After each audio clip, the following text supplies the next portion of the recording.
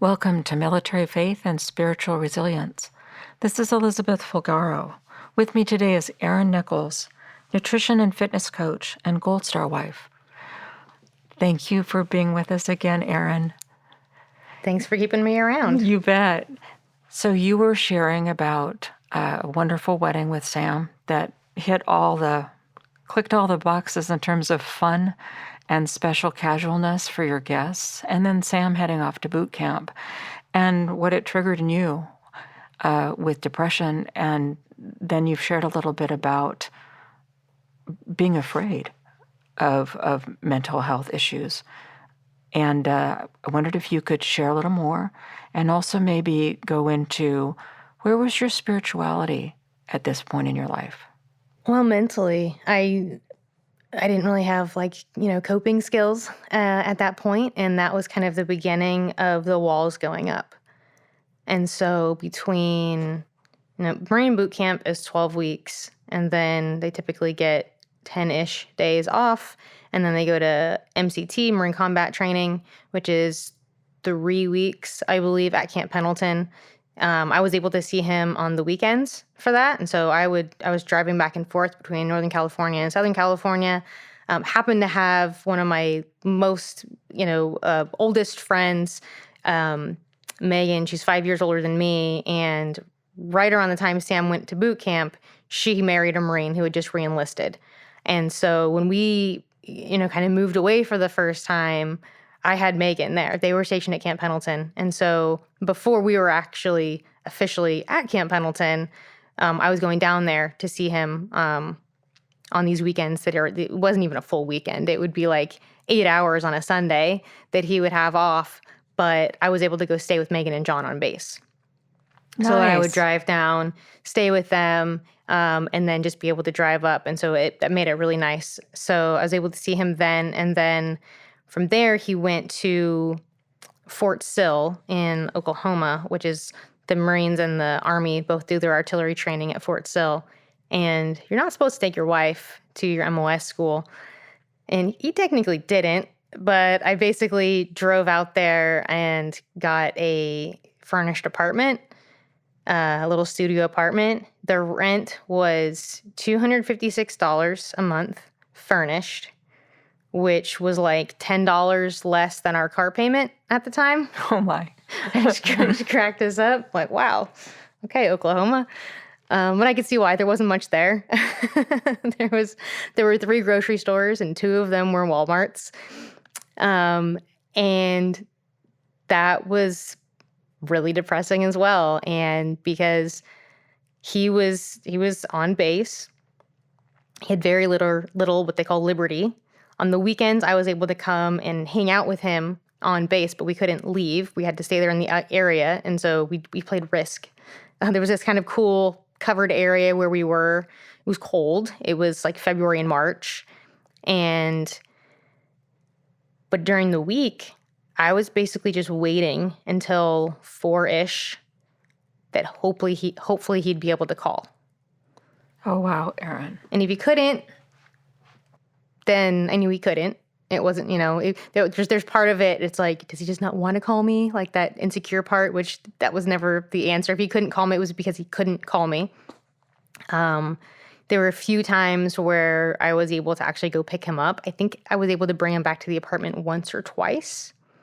But that was when I started recognizing this wall that I was putting up to protect myself. Because it was like at 4 o'clock every day, was I going to be disappointed? So what did that wall look like? I mean, how did it manifest? So one of the times that he was able to come back to the apartment, we, got Popeye's chicken or something like that and brought it back. And I was telling him that there's like this wall that's up because I didn't want to let him in too much because I know that in an hour and a half, I have to take him back, and then I might not see him for another 3 days or whatever it was. And we'd already had months apart at this point, and then who knew what the future was going to bring. So this was kind of the beginning of me learning to cope emotionally as a Marine Corps wife and develop what I would later call deployment mode, which if you're a military spouse or family member, you probably know like your version of deployment mode. But there's a level of like emotional blocked offness you have to kind of be able to protect your heart so you're just not hurting all the time. So actually, when I told him that, he was like really upset by it. And I think he actually like cried a little bit. Was this while you were at Fort Sill? Mm-hmm. So it was hard on him too then. Yeah, it was probably one of the only times I ever saw him cry about anything. And it was, yeah, he's like, I feel like you're breaking up with me. And I'm like, Oh, wow. like, that's not it at all. But he No. knew that he and the circumstances were what was kind of causing this distance between us. But it was what was necessary at the time. To get you through. Yeah. How did you deal with the depression? Was it also the walls? Is that what kept you going? Or was there something else? My DVD collection of Yes. Friends. Yes. The Friends TV show. That was the main thing. Okay. It's because it was the moving out that apartment, that tiny little studio apartment was the first time I'd ever moved out. I moved out to his house, and then and so I didn't know anything about like if you want to have cable, you have to call. It has to be set up like weeks in advance for it to actually be there. So, and when I was growing up, like the TV was always on, and it was just kind of like that background noise that's your friend. Yes. And so then being in a completely different place, February in Oklahoma, at least Eastern Oklahoma, is ugly. It's just brown, like dormant Bermuda grass everywhere. And I didn't know anybody. And I maybe would be able to get to talk to my husband in the evening. And otherwise, it was just me in this little apartment. Or I would go to Walmart and like walk around. Makes sense because now you didn't have the job to fill the day, right? Yeah, I had nothing to fill the day. And so I was literally just waiting around for that phone call. And so I watched Friends. That was basically it. Makes sense. And you made it through it. Yeah, but it was familiar, hard. And they were my friends. So what happened when he finished in Oklahoma? What happened then? So then he was officially assigned to his permanent duty station at Camp Pendleton, Las Pulgas. He was Kilo Battery 312 attached to 211, an artillery unit there, kind of in the middle of the base. And then we just online, because we didn't live down there, but just online, I found an apartment for us to stay in. And we, kind of began our grown-up lives there. And let's see, it was the middle of May when we moved there. And then I think his first deployment to Iraq was September or October. So it was a pretty quick turnaround between, our first stint in Oceanside and then his first deployment was the big Operation Phantom Fury, the big Fallujah assault in November of 2004. So he was part of that. Yeah. How was the deployment for you? How was it for him? And where's your relationship with God at this point? I didn't have much of a relationship with God at that point. I thought I did. I grew up Catholic. I never didn't believe, but I didn't have a saving faith at that point. I had stopped going to church a few years before that. Maybe 2 or 3 years before that, because my dad was the choir director, and I would be sitting up there, like, next to my grandma in the choir, asking forgiveness for the premarital sex that I was going to go back home and have again. with no intention of stopping. And so there was a combination of guilt and like, what is this? Like, why? It just didn't make sense to me. Kind of the faith at that point didn't make sense to me. And mostly I felt guilty that I was asking for forgiveness, and then I was asking for it, but I wasn't actually repenting. Sure. And which, it felt icky at that time, but it wasn't until later that I understood that. But during that deployment, I basically fell asleep every night praying. Okay. And what he did, for the most part, it was a little bit different during the actual Fallujah assault, but mostly what he did, they were operating out of Camp Ramadi, and mostly what they did was convoy security. So they would be, a big string of Humvees, and they would take goods or people from one place to another. So if he's security, what's his role with that convoy? I mean, what does that look like? What is he doing as the convoy moves?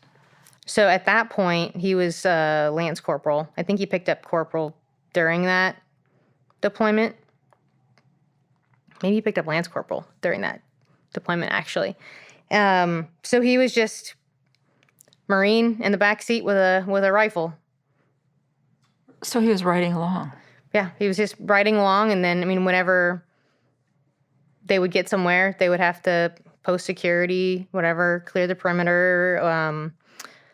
If there was a mechanical issue or something like that with the vehicle, they took a lot of contact during that deployment. They had a lot of firefights, where they would actually be like firing from the vehicle, or if you were not on the side of the vehicle where the shots were coming from, they would get out and then come around the backside, use the front of the Humvee or the back of the Humvee for cover and all that.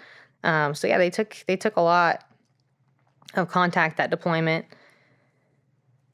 and which fortunately I didn't know at the time. I learned all this stuff afterwards. Yeah, I learned all this stuff when he got home. Heard some scary stories, some close call stories. But he was on convoys most of the time.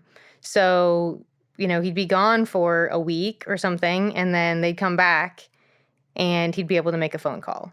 How are you dealing with that? Because that's even more separation, right? Deployment mode. There you go. Okay, so what came in and added to the Fort Sill wall that made it full-on deployment mode? Stop looking at the news, which was difficult because that was an election year. That was the W. Bush re-election year. I was living with my parents during that deployment, and I was working part-time at a small bank locally every now and then, because it was such a small branch. Every now and then I would do full-time hours because someone was on vacation or something. And then I took like 2 or 3 classes through University of Phoenix because of when he deployed. He left in like September or October, and so I missed the beginning of the traditional school semester. Yes. I had gone back to the community college. So I did University of Phoenix just so I could kind of be doing something productive. Mm-hmm. So I did 2 or 3 classes and then worked and like hung out with my brother-in-law. That was pretty much it. My brother-in-law was like my almost like my Sam stand-in kind of. Like he was my buddy during that. And when we were that for each other, because the 3 of us were really tight the last couple of years before he left. And so we basically spent like every evening together hanging out. So this is Sam's brother? Sam's brother, Donnie. Yeah. So he's concerned about him too? Yeah. Yeah. And not just concerned about him, but it was like, he was our best friend. The 3 of us were best friends. And so we were missing the like linchpin piece Sam. Of the triangle, right? Like he was the unifying factor with the 3 of us. And so, yeah, Donnie and I kind of had each other. So, he took me out. I turned 21 during that deployment. And Donnie's a year older than me. So the three of us are at that point. Sam was 20. I turned 21. Donnie was 22. And so, yeah, Donnie took me out for my 21st birthday, and that was memorable. Well, good. Yeah. Not in a good way, but, everybody's got to have that experience. And so how long was Sam gone? 7 months. So he would have come back in the spring then? Yeah, I want to say it was like March or April that he came back. Can we talk about that in the next episode? Absolutely. Thank you, Erin.